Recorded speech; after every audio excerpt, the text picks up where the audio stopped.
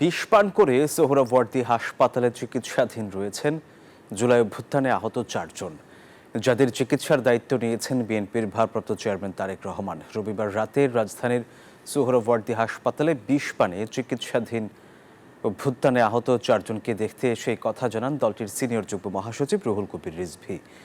বলেন, জুলাই অভ্যুত্থানে আহত অনেকেই সুচিকিৎসার অভাবে বিভিন্ন হাসপাতালে কাতরাচ্ছেন। তাদের বিষয়ে সরকারকে আরও বেশি ভাবা উচিত। এ সময় জুলাই আহতদের উন্নত চিকিৎসার জন্য বিদেশে পাঠাতে রাষ্ট্রের প্রতি আহ্বান জানান তিনি।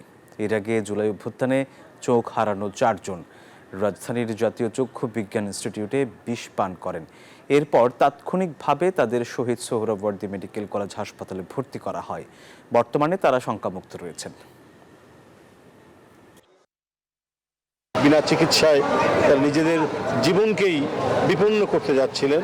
তাদের সবাইকে বলা হয়েছে যে তোমাদের এই ধরনের কাজের যেন পুনরাবৃত্তি না হয়, তোমাদের চিকিৎসার সম্পূর্ণ দায়িত্ব বিএনপির ভারপ্রাপ্ত চেয়ারম্যান, তিনি দেশের বাইরে থেকে এটি দেখেছেন, আমাদের পাঠিয়েছেন, তিনি নেবেন।